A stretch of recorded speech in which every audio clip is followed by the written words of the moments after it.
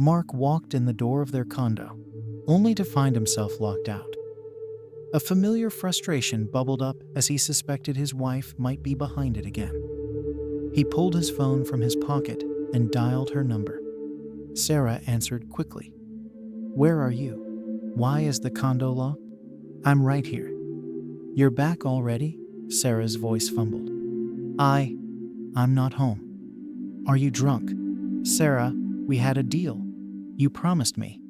"Where are you?" "Give me the address. I'll come get you." "I'll be back in a bit." "Don't worry, I'm just out with some friends.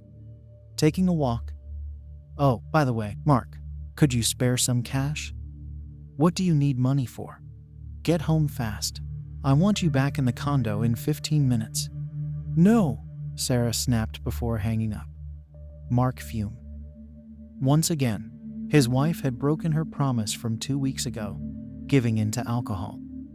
He hadn't even gotten to the most important thing yet, their 6-month-old daughter, Lily. Leaving her with Sarah was a risk he couldn't take. Finding no spare keys in their usual hiding spots, Mark decided to head over to his mother-in-law, Olivia Anderson's place. Waiting for Sarah's return in the stairwell seemed pointless. She could come back from a party at any hour. Olivia Anderson, upon seeing her son-in-law arrive, could tell from his face that trouble had hit at home again. "Well, Mark, has she been acting out again?" she inquired. Mark simply nodded in response.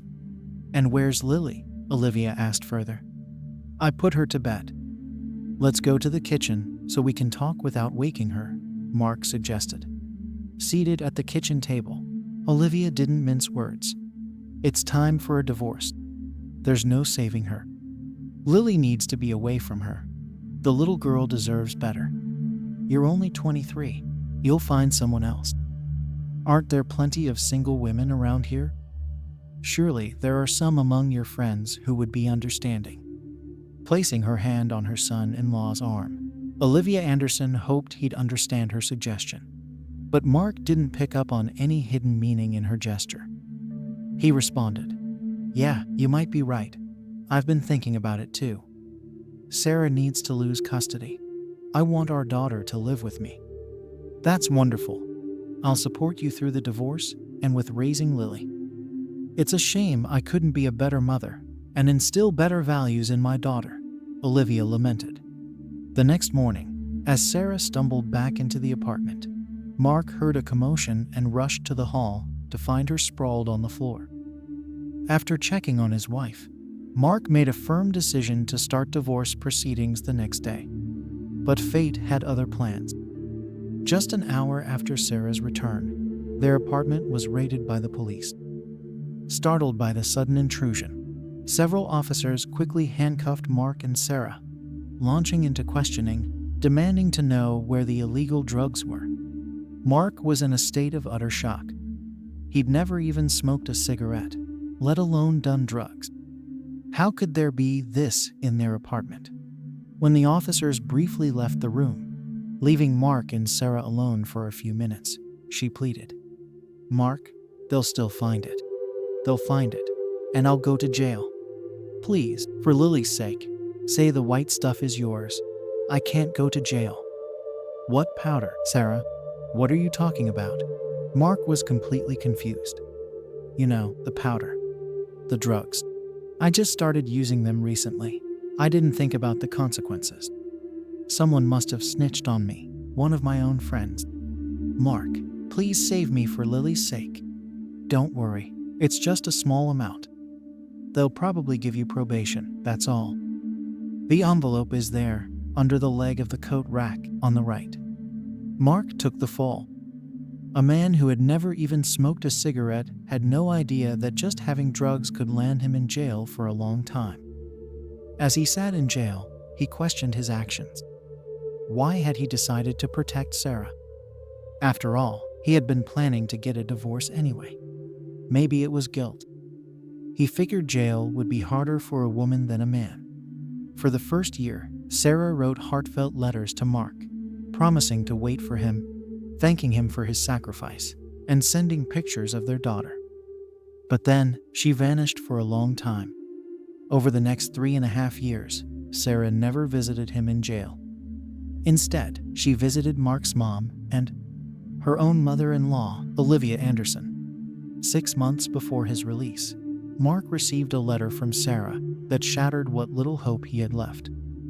In it, she declared her desire for a divorce, stating simply that she had met someone new, fallen in love, and intended to start a new life with him far away. And anyway, she added coldly, I deeply regret ever being involved with you. Why would I want a husband with a criminal record? I hope you won't fight the divorce. We've been living separate lives for years anyway. I'm taking our daughter with me. Don't even try to find us, and don't try to interfere with my happiness. Upon his release, Mark found himself with no choice but to return to his parents' house. His relationship with his father, John Johnson, which had always been strained, became even worse. John considered his son a disgrace, and their home life became a daily argument. Why did you come crawling back here? You're not welcome. Go get your own place. Your mom and I don't want anything to do with you. That's it. We've had enough. My whole career was in law enforcement, and my son ends up behind bars for drugs. My old colleagues don't even look me in the eye anymore. With tensions at home unbearable, Mark made the difficult decision to leave. After his release, he began meeting with Olivia Anderson, his former mother-in-law. Initially, their conversations revolved around updates on his granddaughter. Sarah called recently, Olivia mentioned once, and she says they're all doing great in her new family with her husband. They've all welcomed Lily with open arms, treating her like their own. During their meetings, Olivia Anderson subtly inquired about Mark's well-being. He didn't hold back. I had to leave home. Living with my dad became impossible. For now, I'm crashing at a friend's place, but it's temporary. And work? Well, that's another story. Finding a job has been tough. It seems like the moment they find out about my record, they show me the door. I can't even land a basic job like working at a warehouse. Why not move in with me? Olivia Anderson offered sincerely. We're practically family, Mark. Seriously, consider it. I can help you find work. At first, Mark hesitated, feeling uncomfortable about imposing on his mother-in-law. Thank you, Olivia Anderson, but I couldn't do that. It wouldn't be right to burden you like that. A week later, with nowhere else to go after a friend asked him to leave, Mark remembered Olivia Anderson's offer. Feeling embarrassed, he reluctantly reached out to her.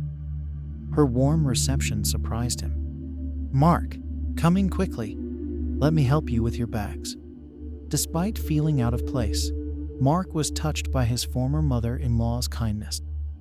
She provided him with a spare room, a comfortable bed, updated his wardrobe, bought him a new smartphone, and helped him find job openings.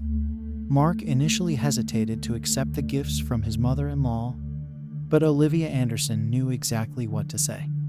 Mark, if you show up to interviews in sweatpants, you won't stand a chance. A man should present himself well, make a good impression. Business attire looks great on you, by the way. Thanks to Olivia Anderson's efforts, Mark landed a job at a real estate agency, and his career suddenly took off.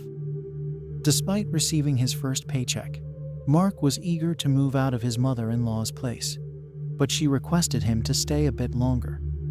Hold on, Mark, please don't rush. Stay a little while longer.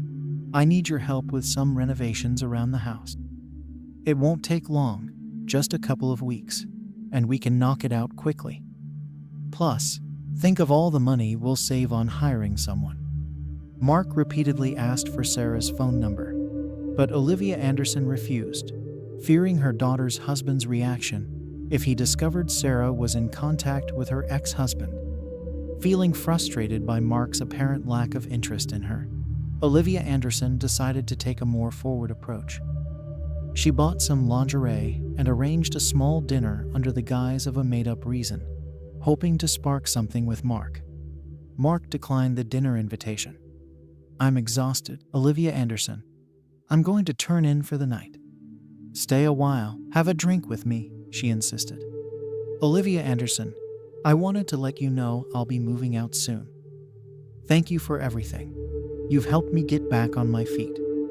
As Mark retired to his room and changed into a comfortable robe, he was startled by Olivia Anderson's sudden appearance in the doorway.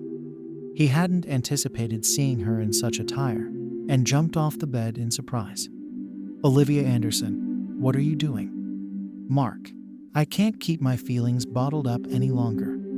I've been in love with you for years. There's nothing stopping us from being together now. But Olivia Anderson, that's not right. You're like a mom to me, and you're way older than me. Age doesn't matter when it comes to love. Mark, I'll do anything to make you happy. Sarah's no longer an obstacle.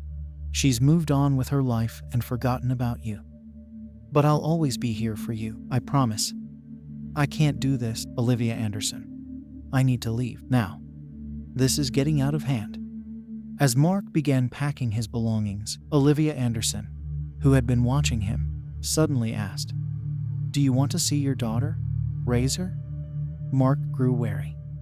Of course I do. I've been asking for Sarah's number for ages. I'm the only bridge between you and your daughter. Marry me, and you can be a part of her life again. The man remained silent and left the house. Later, his mother-in-law called him, urging him to listen to her. She revealed that Sarah hadn't actually remarried. It was a lie Sarah herself fabricated to get a divorce, eliminating a perceived rival. In exchange for information about Sarah and their daughter, she proposed he spend the night with her. Mark refused again. Undeterred, he began searching for Sarah through social media. Eventually, his persistence paid off. Sarah had been in rehab all this time, while their daughter temporarily resided with her great-grandmother in the nearby town. Olivia Anderson had refused to take the child in for the duration of Sarah's treatment. Mark reached out to Sarah, informing her about her mother's actions, and proposed they start over. Sarah agreed. Now, they're rebuilding their lives together. They've chosen to cut ties with Olivia Anderson, focusing on their own family unit. I hope you enjoyed this story. Let us know what you think in the comments below. Don't forget to give the video a thumbs up and hit that subscribe button for more awesome stories in the future. Thanks for joining us on this incredible journey, and we'll see you next video.